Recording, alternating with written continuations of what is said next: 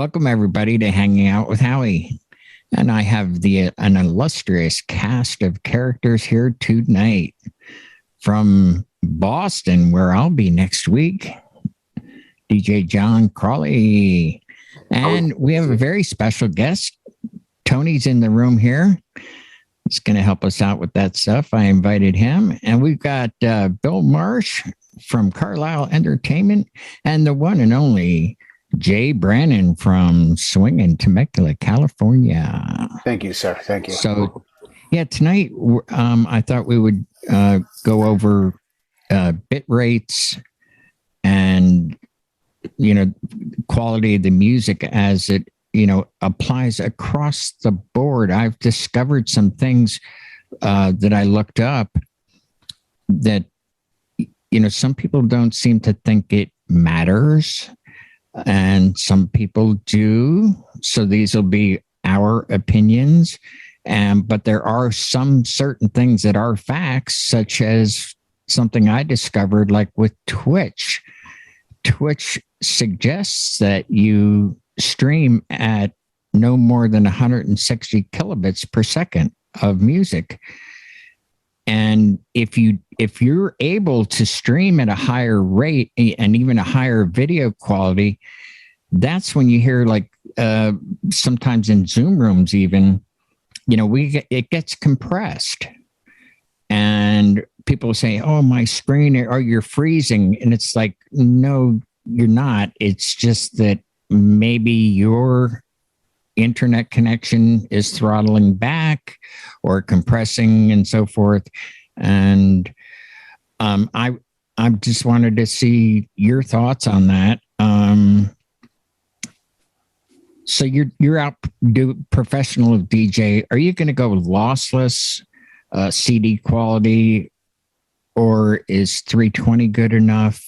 256. Tony, you're our special guest. What's your thoughts on that? What do you do? Oh man, well, I appreciate the invite. Can you guys hear me? Everything's good? Awesome. Yes, sir. Awesome. Cool. Yeah, I got stories, man. All Let right. me tell you, I got stories. I got stories on streaming and I got stories on performance. I will tell you that yes, it matters. On a broad scale, it definitely matters. When you start getting into the minutia, we can have arguments all day whether you should use, OGG, FLAC, WAVE, whatever bit rate of MP3, and like I said, that's a minutia conversation. But honestly, it really, really, really does matter. Let me say this. Our job, when you filter it when you put it through the prism of sound reinforcement, our job is a thankless job. Everybody that does sound knows that the audience, the patrons, whoever, from 8 to 80 are experts because they know what sounds bad. It doesn't take a genius to figure out, ooh, that sounds horrible. And when you work within that confine, at least for me, I found out a long time ago that I strive very high to not get that opinion, to not give that experience. Because again, anybody can say that sounds bad. And if they're saying it, they're probably right. They don't have to be like us that have been in the industry for, decades and have got, amps that cost 5 figures and speakers that cost 6 figures. That's really not the point. The point is at the end of the day, when the music is coming out of whatever speaker that you're schlepping, that right there has to be subjectively good. Doesn't have to be fantastic, but it can't be crappy. And once it is, real quick, I won't forget this. A great example of this is a number of years ago when I think it was down in Georgia when the Georgia Dome first opened, and I think Mercedes-Benz, slapped their name on it, and like Garth Brooks, I think, was the opening. Like he hadn't toured forever, and obviously this is pre-COVID. Like he hadn't toured forever, and apparently like his stage shows are like incredible. And there was like one section in the building. I mean, talk about social media. It came up like during the show. People were like, "Oh, this is horrible. You know, I paid all this money to see Garth Brooks. I can't hear this. I can't hear that." So you got in one little wedge of a building, 8,000 experts that are saying, you know, they've got, you know, it's Garth Brooks, one of the greatest live entertainers. Obviously, he's got some crazy rig that's going to give you the audience a great performance, but yet you got one little wedge in that building that's like, this sucks. You know, this is horrible. So, I mean, yeah, you don't want to do that. So to bring it back down to bit rate, it does matter. Your source matters. You want to have the best quality that you can play, because at the end of the day, I know Howie, you and I have had this conversation because of sound. All we're doing is manipulating voltage. We're taking little itty bitty amount of voltage. And I think I remember your quote when we had this conversation was awesome. Like the first watt or the first volt is the most important. And you were 100% correct. You got to start out with a source that is as good as you're going to get. And if it's MP3, there's no reason anyone should have less than 320. None at all. I know a lot of my friends actually are going the other way and are like, I got to do wave. I'm not screwing with MP3. I'm not that anal. And that's because I carry such a huge library that at the end of the day, yeah, I got no problem playing on a good system, a good MP3 that's 320 bit, because I really do. 9 out of 10 people are not going to know the difference. Hardcore, hi-fi, you know, analog savvy guys, yeah, you can tell. I really think you could, but the average person, absolutely not. But when you amplify, I'm going to agree with you on that. The average person can't tell from lossless and 320. Anybody has anybody? I'm sure a lot of you guys know who Rick Beato is, right? He's got like 1 million followers. He actually did a test this past year where he brought a woman in with perfect pitch, and he played her samples of CD quality, lossless, and MP3 320, and she only guessed 50% of the time. That's somebody with perfect pitch. Sure. So yeah, I mean, So yeah, and I'll, you know, I won't take up too much time. I know there's other people probably want to chime in, but I will tell you this one story where bitrate came into a huge factor. Friend of mine way back in the day was a GM to Hollywood casinos out in Joliet, outside of Chicago, and we've been friends forever. He hit me up. He was like, "Hey, we're opening up a nightclub. Can you come in, open for me?" Absolutely. I come in, and I'm probably doing. I was there for the week, so I was there for like 6 days, and I think I ended up doing like 3 events. It was crazy. Anyway, on the weekend, you know, and I told him, because like I said, we're actually friends. So I was like, "Look, I'll do these gigs for you, but on the weekend, I want to hang out with you. I don't want to work. I want to, you know, be social." He was like, "No problem." So Friday night comes, Friday, Saturday, whatever. One of the prime nights come, and we just had dinner, and they had some local DJs come in. And mind you, this is my first time coming in Chicago. So I was already kind of daunted by the experience, because I mean, Chicago is a big city and those people know their music. You know, so I knew going in, I had to bring my A game, and everything was good. Anyway, we show up Friday night, this huge party, people are rolling in, and we get in about 30 minutes in. The group that we're in, they start looking at me like, "What's wrong?" And I'm like, "What do you mean, what's wrong?" They're like, "This guy's playing music, but he doesn't sound right." And mind you, they had a decent rig in there too. I mean, I think at the time it was QSC, KLA. So, I mean, it wasn't, you know, Martin Audio or DB Tech, but still, it was, for the room, it was a good rig. And anyway, and then I kind of really focused, and I was like, yeah, you're right. It sounds a little sketch, a little brittle, not like I was playing, but it was like, yeah, it does sound a little weird. And as time went on, from that moment, it was about 45 minutes where they were like, look, dude, I don't know what's going on, but you need to go up there. And I'm like, what do you mean I need to go up there? And they were like, we don't know what's happening, but when you play, everything was copacetic. This guy, he literally was playing tracks that were making people walk off the dance floor. I am not embellishing. It was just like over time, just, a few people would just peel off. And it was to the point where management was like, yeah, this is not good.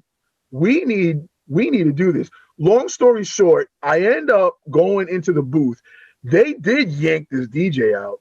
And I heard him say straight up that, someone from management came to him and they basically told him, look, dude, we're going to have to yank you because whatever you're doing is not working. And he was like, oh, well, what's the problem? This, that, the other. Anyway, it came out that this guy's library that he was playing was straight up like, I saw it. I saw his library before he yanked it off the computer. He was playing 126 bit rate files. He was playing 96 bit rate, files. And it was just like, when I made that connection, I was like, yeah, that sounded really harsh, really brittle, and just not warm and pleasant. And again, I know it was subconscious. No one could really put their, even me, until I got there, and I was like, so literally 3 songs in, I kind of saved the night, whatever.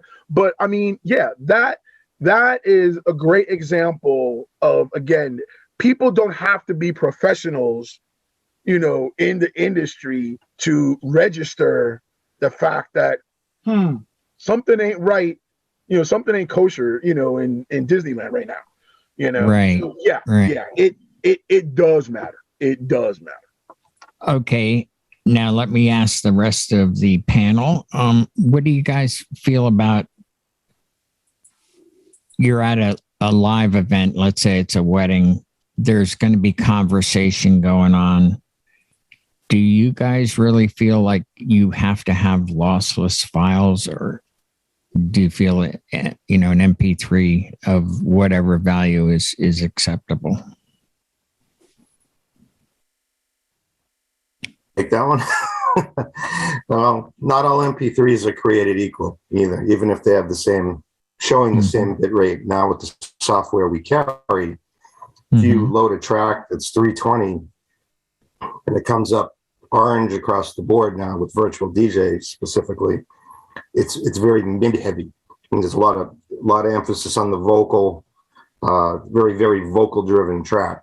If you loaded something and it comes up almost white, they tend to be more shrill, very, very. And a lot of this has to do with the production of what the music was done with the artist through the studio, and how the original file was encoded to an MP3, because they're not all created equal. You can get some bad 320 files that just don't sound right. They can sound muddy. I mean, there's only so much space within the data of the file. The clearer the file, you don't have to drive it as hard, like you said, through dinner and cocktail. You could play it at a softer level, but I think going to lossless and having to carry, AIC or WAV files just takes up a lot of storage space. It's really not that necessary, unless you're playing something in arena sized and you're playing classical music where there's 20 musicians and you need everything crystal clear. For a 4-piece band or something that's electronic, you can probably get away with a 320 file and it'll be nice and clear. You can play it at a softer level. Jay, how about you? You are been playing quite often lately. Well, and I have a different perspective because I have to do this test. Like, I'm called upon to test lossless.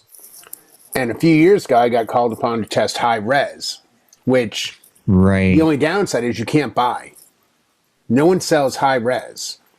And a quick story, I had to do a 15-minute job in Los Angeles at a club called Sound. And they had 4 GS Wave stacks. And I want to say the stacks are about $100K a piece. And they had CDJ 2000 Nexus 2 and 900 Nexus 2. And the job was to come in. I can see Tony drooling over there. And the job was to come in, and they had a buyer who flew from Kansas to look at the system. And my role was to come in and play 4, 5, 6 songs that would push the system. And I'm talking started at 0 dB on everything as far as channel and master. And eventually the buyer goes, hey man, let's just see what happens. Just push it. So redlined everything, the channels, the master, everything with a function 1 on either side of me monitor system. And that was the last thing he wanted to hear. And I was running wave files, and he bought the system. He thought it sounded amazing. So when we were done, he left and everything was still standing. And I had a second flash drive, and I said, I want to try something. And I knew it had 128K songs on it. And I plugged it in. Night and day. Night and day. Now, through my Evolve 50, through my JBL PRX 615s, through my Yamaha SRM 450s, through the traditional setup that the average mobile DJ wedding setup is, will you hear the difference? Sometimes. Will the crowd know it? My money says absolutely no. The difference between 128K and 320K on a solid state or a non-solid state hard drive that you bring to your event, to me, is so minimal, and drives are so inexpensive. I personally run all 320K. If I know I'm going to go to EDC or some other event where Pioneer will ask me, hey man, you're going to play, and it's a club system, I need to go to Beatport and get new tracks that are wave or lossless, because I think through a big tuned sound system, you will know. But I know for a fact there are main stage DJs playing at EDC through tuned systems using ripped 320Ks off of YouTubes, because I've been there when they did the rip. So I agree with everything Tony said, but I think the best reality approach you should have is, yes, you should do your best to provide the best sound quality you can for files, which in our world, if you're shopping with somebody like Promo Only Pool, they have lossless or 320K. The issue with lossless for me has been it doesn't translate to some gear on a flash drive. So if I put those lossless files on a flash drive and then plug into DDJ or an XDJ RX2, and those files don't appear, or a CDJ 2000 and those files don't appear, that's an issue. I know for a fact that 320K MP3s will play on everything we make. So I changed my preference from lossless MP4As or MP4s to MP3 320K. And again, I also agree with John. I've got some 128K tracks that are old early 2000 burns that are set the same in Serato as everything else, and they are loud AF. They are so much louder than other tracks. It's just what they are. I can tell when a bad track comes up, and I have some that I've deleted. And I've been with DJs like Christian Pulse in the car where he's been like, oh, what is this? I'm like, what? On old CDs where I knew it was 96, 118, 128. He's like, oh, it's so compressed. Turn this off. So I think the rule of thumb is get the best file you can get reasonably. And I think for what we do as a living, 320K burns, MP3 files will play on everything you're going to run into. So if you have a 320K drive and you get called upon to go play for Tony somewhere and they go, hey, we're playing on CDJs tonight, trust me when I tell you, you're fine. But if you want to show up with FLAC and AIFFs and different configurations, will they all play on every piece of gear? Absolutely no. They will not. So, right. Unless you know that the two tracks together are either 320K or Wave. The FLAC and AIF, that's a whole nother argument. The whole lossless thing. I get it, but, What do you have on this, Bill? Well, as some of you know, I'm the lone guy here that uses CDs still. But I also use my, thumb drives and my CDJs. And I have everything, possible at 320 for just the simple purpose. I want to know that I'm playing the best possible file I can. And if I could play lossless or waves through my CDJ 350s, I probably would. But that's because now, storage space is cheap. I'm going to, during Black Friday, I'm going to be picking up at least 2 or 3 hard drives. One is the Samsung that Jay shows us all the time. Yeah. I'm getting at least 2 of those. And, they're awesome. I'm going to end up getting, a couple of plug-in hard drives for here at home because I'm going to go up from having 4 terabyte ones to 8 terabyte ones probably. And that's just because I want to be able to store everything bigger. When I started ripping the CDs that I have, I was ripping at 192 because somebody said that's the best you need because that's CD quality. Well, that was also 10 years ago. I'm going back, for example, and re-ripping my Platinum series at lossless. And then I'll probably do it again at Wave just for the sake of it. And well, you'll have the storage, like you said. Yeah. But at the same time, I would much rather just as I'm doing my events, know that I'm playing the best possible file I'm able to play. Do I believe my clients can hear a big difference? Quick little story to prove that sometimes they can. When I first played Old Town Road at a wedding, I downloaded it off promo only, and it was when they had just dropped it as a single. And literally the following weekend, I played it at a wedding. It had already been streaming for weeks, I think, at that point. But it hadn't been officially released yet. And I had somebody come up to me at the wedding and go, "Dude, is this a remix?" I'm like, "No, this is the single release version from the studio." "Oh my God, it sounds like a remix. There's so much bass in it." Well, that was because they were listening to it on their iPhone. Now that's another point, question I wanted to bring up to you guys. This happened to me. There was a local social club that I had done events at, and I always did well there, and I always got good reviews. And one night I went in and they had, he couldn't have been 21. He was drinking soda, very new greenhorn. And as soon as I walked in, something didn't sound right. And people didn't seem to notice, in that particular environment, or care, but I walked over and I realized, oh my gosh, he doesn't even have a controller. He's DJing with two, with the mouse, with 2 of them. And he had one laptop open to Spotify and one open to YouTube.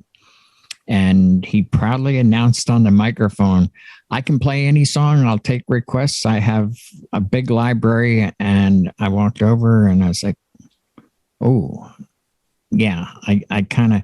So what I'm wondering is, like, these services claim to, like Spotify claims to be 320, but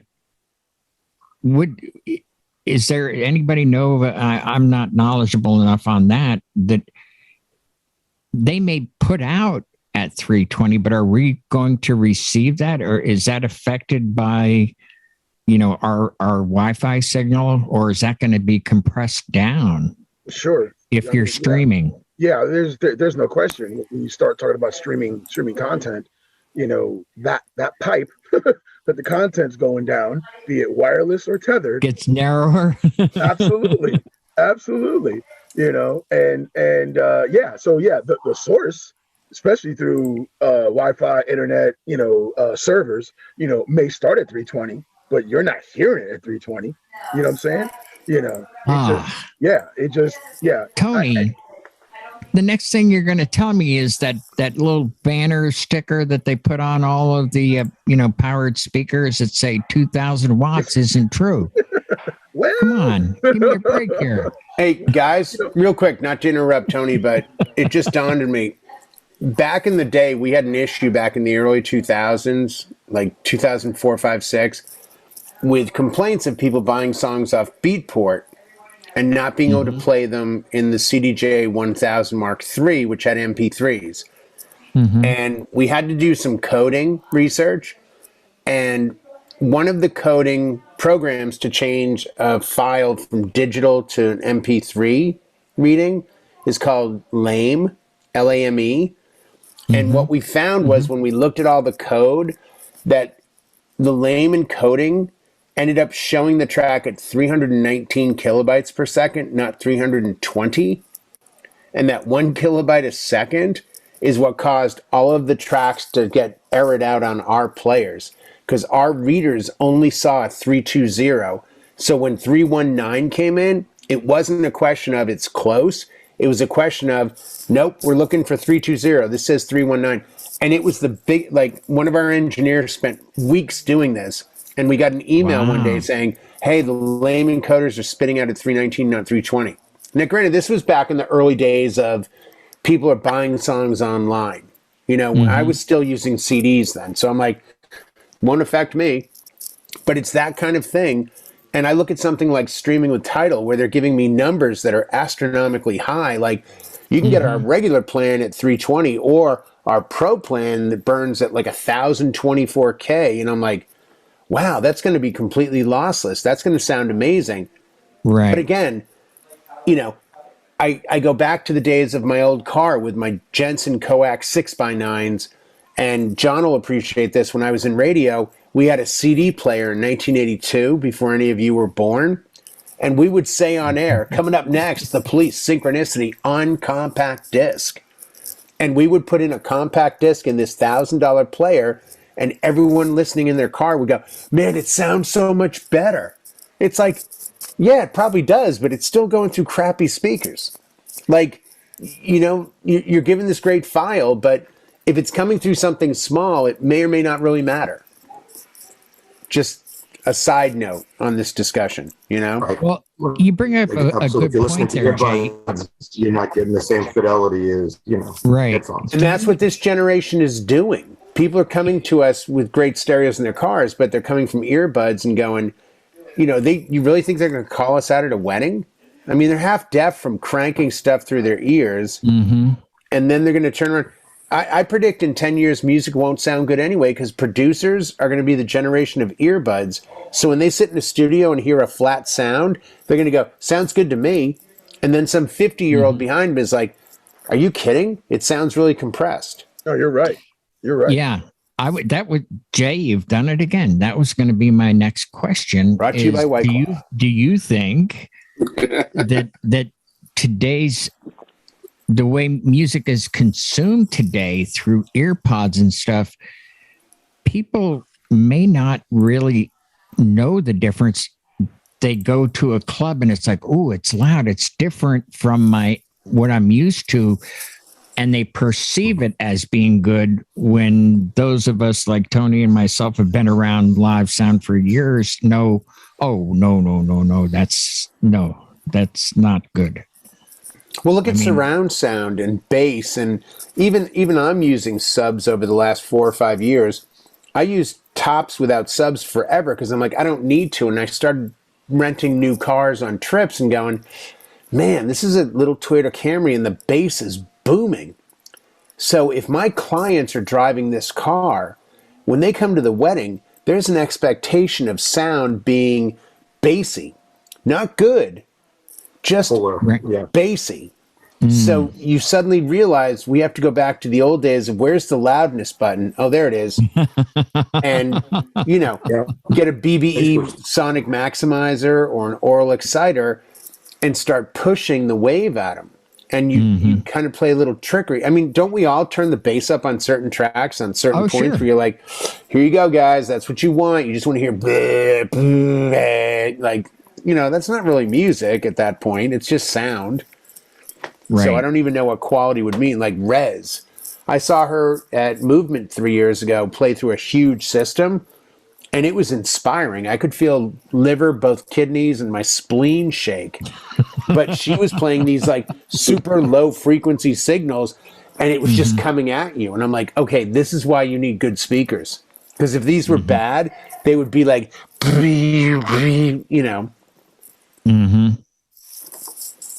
Sorry to monopolize there. No, that was good. That's where I was going. Has anybody else noticed that the new consumers are, they have lower expectations, basically? I think that's kind of what I was saying about the Old Town Road story. They were used to hearing that. It was a new song, but they'd only been hearing it on their phones. Most people. And or their car radios or wherever they were streaming from. And so, they're hearing it coming on my Evolves, and all of a sudden they're like, damn, is that a remix? Yeah. Play the original one.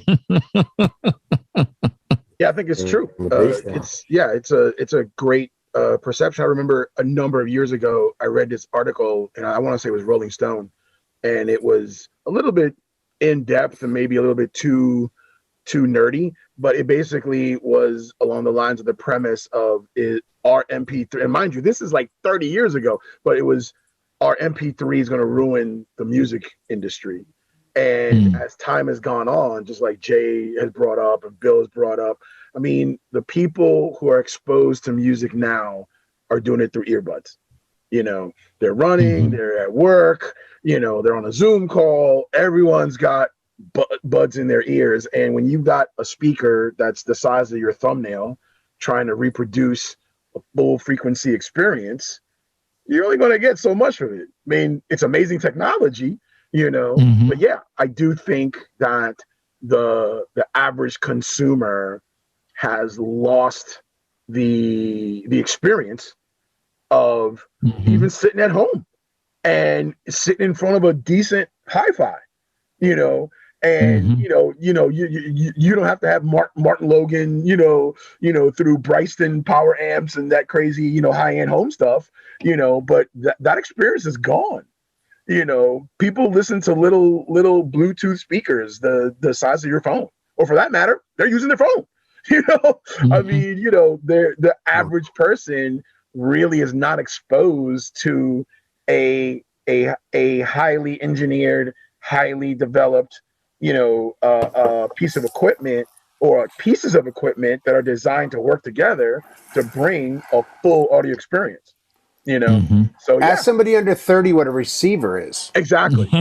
Like John grew up in Boston, as did I. We used to have a place called Tech Hi-Fi, and every fall they'd come out with a catalog, and it would start at like $130, would get you the all-in-one AM FM with the turntable on top and the speakers underneath, and it would be 3 feet high, and then it would go all the way up to like 10 grand. And for 10 grand, they had the cassette player that when it finished, it would come out and flip itself and go back in, and reel to reel. And it was all TIAC. And yeah, it was all like the turntables with 3 tone arms, and they were weighted. Those, I mean, I don't know anyone now. And growing up, I had a decent home stereo, and that was the goal. Everyone wanted Bose 901s in their room, and they were willing to move the walls around. Nobody's got a home stereo now. Exactly. Nobody. Like, no one. Like, they have a surround sound through a sound bar. Right. That they bought at Costco for $149. Exactly. And their car stereo is what it came with. I guarantee the majority of guys, and I'm pointing out guys, you men, who should know how to put his car stereo in, but you can't. They don't even know what they have in their car for speakers. And I mean, even I've taken cars that I've owned and said, like, I'm going to put some Pioneer 6x9s in the back, or, you know, because growing up, it was like, get the Jensen, coax 6x9s in the back, and, you know, let me get this and that. And you'd cruise around and listen to music. I don't think people now you people pull don't, first you know what trailer it out, is? your windshield wipers stop working, and Exactly, with Steely Dan connected. and traffic. So you I've can't do that. blown by exits. You're too young if you haven't driven past your own exit because the song playing was going to play longer. But I think when it comes down to, Tony, and I think you, Howie, and, you know, Bill and John and everyone, people don't value music the way we value music. You're right. Mm-hmm. And I've got a cassette player in my 2000 Jeep. I've got some cassettes, and I'll put them in, and I understand the quality may not be there, but the memory of hearing that when it used to be on my Sony Walkman, which was a knockoff. I didn't have the money for the Sony one. I had the cheapy one from Leechmere, and I had this little foam, terrible headphones. But you know what? When you're on a bus going from Harvard Square to Belmont and you're blasting, you know, Boys Are Back in Town on Live and Dangerous from 1976 on a cassette tape, that freedom is priceless. I agree. Absolutely priceless. So Yeah. I think people should be more than excited the fact that their car stereos and their $250 earbuds and everything else sound so much better than what we had, but yet we relish having good sound. Right. Mm-hmm. Odd, isn't it? I do. I am still a big fan. I'm in both camps. I perform, but I do like, for my own personal listening pleasure, to be in that sweet spot and just get lost like you did last night with that Pink Floyd set. I can get lost, you know, just, you know what? I'm going to take a journey, you know, for a few hours. I need that. And I sit in my little sweet spot. And just close your eyes. Yeah. Sit in the dark and and by the way, we know this and a lot of kids don't. And I've had to tell my kids this. You find a song you really, really love, sit in your room some night, pitch black, turn off the lights. Here's a pair of XTJ 10s or whatever headphones you want me to give you. Put on headphones. And again, they're like, where do I plug them in? I'm like, I guess to your phone. But the feeling of having headphones in a dark bedroom back in probably my freshman year in high school, maybe my 8th grade and junior high, and dropping the needle on an album and hearing Carry On the Wayward Son in pitch black where your senses are heightened for hearing. Yes. I mean, I can't even tell you a dollar amount that I would trade that memory for, because there really isn't one. I can feel it to this day. Pitch black, headphones, cheap headphones, and just boom, Steve Walsh's vocal breaks open and you're like, and you know that this is what pure joy sounds like. Well, gentlemen, thank you so much for being on the panel tonight. This was some really cool stuff. I learned something.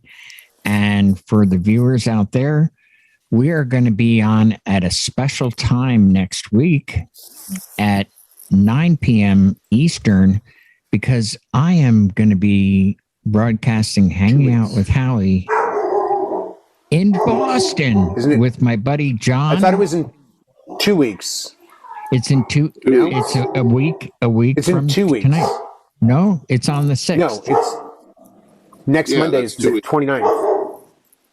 Oh, is it's it? 2 weeks. Yeah, next Monday is the 29th, so it's in 2 weeks. It'll be the 6th. I guess I'm going to be in Boston for 2 weeks. Nice, Howie. Party in Quincy, baby. All righty. Thank you all so much again, and we'll see you next week. Good night, all.